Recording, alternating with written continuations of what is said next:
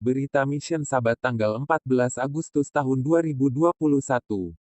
Dari Divisi Amerika Utara, oleh Raijan, usia 15 tahun. Dengan judul, Sebuah Persahabatan yang Istimewa. Seorang anak misionaris berusia 15 tahun di Kepulauan Marshall, menjalin persahabatan yang luar biasa melalui korespondensi dengan seorang misionaris yang sudah pensiun berusia 77 tahun di negara bagian Texas, AS yang jauh. Persahabatan dimulai ketika misionaris yang sudah pensiun ini, kakek Bob, mengetahui tentang keluarga anak misionaris ini melalui cerita misi dalam berita misi Advent yang terbit setiap triwulan. Ayah dari anak laki-laki ini bekerja sebagai kepala sekolah dan ibunya mengajar di sekolah misi Advent hari ke-7 di pulau terpencil EBY, dan kakek Bob ingin melakukan sesuatu yang istimewa untuk menghidupi keluarga ini. Dia telah berkontribusi dalam persembahan misi sekolah Sabat setiap minggu, dan dia memberikan sesuatu yang lebih ketika persembahan Sabat ke-13 dikumpulkan untuk membantu sekolah ini pada tahun 2018. Tetapi dia mau melakukan sesuatu hal yang lebih lagi. Jadi dia memutuskan untuk mengirimkan paket peduli bulanan yang berisi mainan, makanan, serta perlengkapan sekolah untuk keluarga ini dan para misionaris lainnya di pulau itu. Raijan berusia 13 tahun ketika paket pertama tiba. Dia dan keluarganya bertelut dan bersyukur kepada Tuhan sebelum membuka bungkusan itu satu persatu. Tetapi sebelum dia bisa bermain dengan mainan baru atau mencicipi sebuah penganan, ayah berkata bahwa dia harus menulis surat rasa terima kasih untuk kakek Bob. Mulai saat itulah persahabatan luar biasa melalui surat terbentuk. Kakek Bob mengirim paket, dan Raijan membalas dengan surat tulisan tangannya. Selama 3 tahun, Raijan menerima banyak paket dan mengirim banyak surat. Dia menuliskan tentang kegembiraannya saat menerima paket. Dia menceritakan perjuangannya di sekolah. Dia mengungkapkan ketakutannya pada kematian ketika seorang teman sekolah meninggal dengan tak diduga-duga dan bintang bola basket Kobe Bryant meninggal dalam kecelakaan helikopter pada minggu yang sama. Pada waktu yang singkat setelah mengirim surat tentang kematian, dia menerima sebuah surat balasan dari kakek Bob. Surat pertama dan satu-satunya yang dikirim kakek Bob secara personal untuknya. 3 minggu setelah itu, kakek Bob dirawat di rumah sakit dan tidak lama kemudian, dia pulang untuk dirawat di rumah.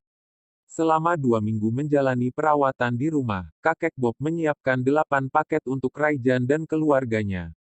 Putranya yang mengirim paket terakhir setelah kakek Bob meninggal. Kematian kakek Bob membuat Raijan tawar hati, tetapi dia terus menulis surat. Dia mengirimkan surat berikut ini kepada putra kakek Bob sebagai respons atas sebuah paket, turut berbelasungkawa.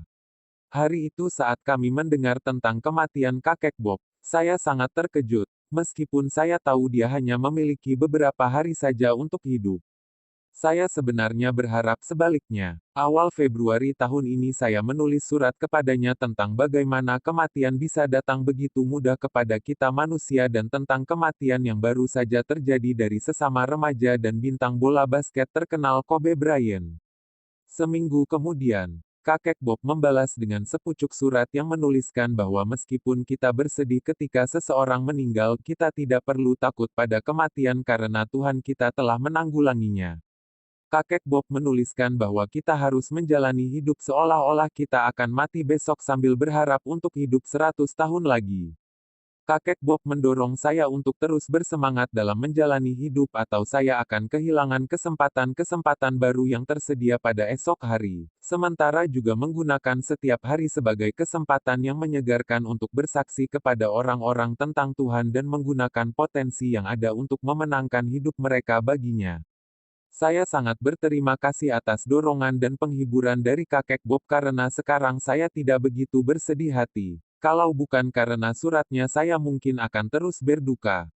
Walaupun saya tidak pernah mengenalnya secara pribadi, saya telah dipengaruhi dan didorong olehnya untuk menjadi seorang yang lebih baik, ramah, dan penuh kasih. Dan meskipun saya tidak akan pernah mengenalnya secara pribadi di dunia ini, saya sungguh percaya bahwa saya akan melihatnya ketika kita semua masuk ke dalam surga suatu hari nanti. Saya mungkin tidak tahu seberapa besar kesedihan yang Anda rasakan, Tetapi saya tahu bahwa Tuhan mengerti apapun keadaan yang kita alami dan bahwa kita dapat menemukan penghiburan di dalam Tuhan. Terima kasih atas persembahan misi mingguan Anda yang membantu menopang pekerjaan misionaris di Kepulauan Marshall dan di tempat lainnya di seluruh dunia. Terima kasih telah mempertimbangkan untuk melakukan sesuatu yang ekstra untuk memajukan pekerjaan Tuhan pada akhir zaman. Demikian berita mission pada hari Sabat ini. Akhir kata kami ucapkan Tuhan Yesus memberkati.